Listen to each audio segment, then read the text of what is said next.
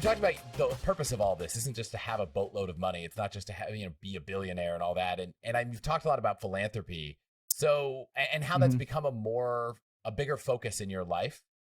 And I think beyond just saying why it's important, you've thought about ways to infuse it into your future business, your future endeavors. Talk a bit about why it's important, but also how you're trying to bring it into your business that maybe is different than the way most people think about philanthropy.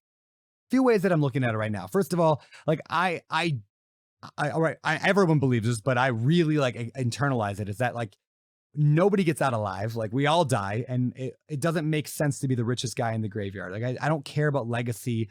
I don't care about my kids being rich. Like I don't plan to actually give my kids anything. Maybe they'll get a little bit. Maybe they'll get a property or two, whatever. Oh, they get the college savings. I want to get college savings property. Yes, they get the college thing. Yeah, and what's great about that too, by the way, just to go way back.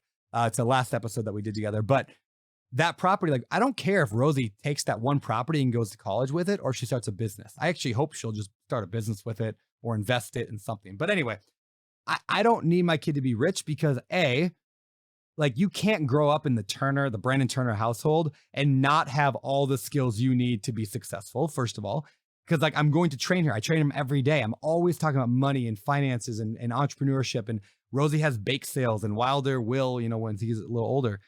So either A, if they're not wealthy by the time they're in their mid-20s, then there is some problem that they don't deserve the money anyway, right? Like my kids will either not need the money because they'll be so successful anyway, or they don't deserve the money because they can't handle it. So anyway, that's why I'm not planning to give my kids money. So in other words, what do I do with it then? I mean, wealth is kind of a game in some ways. Like I don't have to earn more money and get wealthier, but it's kind of a fun challenge. Like, can I give away $1 billion? Like I would have laughed at that 10 years ago. And now I'm like, well, shoot. Yeah, I could definitely give away $1 billion. Plus happiness is largely derived for most people by giving away money. And not just like throwing it to some random charity, but by doing something with it. Like it's one thing to make money. It's another thing to make money matter. So I want to spend a lot of my time making money because I'm good at it. I'm not just going to like give away all my money right now and go live under a bridge.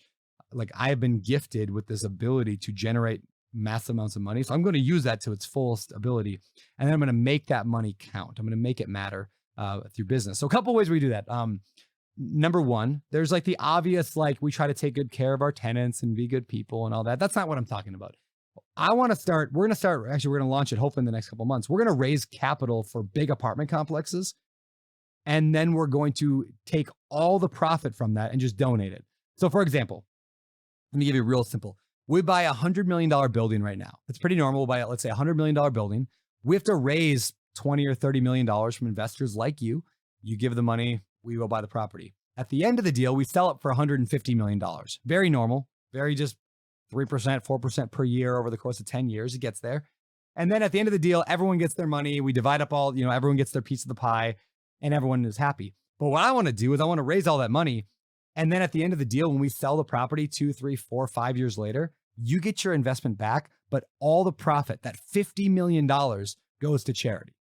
And I'm like, I could do like one of those a year and be like the biggest charity in the country. Like it's stupid how good real estate, and especially my division of real estate, syndication and multifamily, it's stupid how much profit we can create out of thin air and with that level of assuredness, of that level of surety.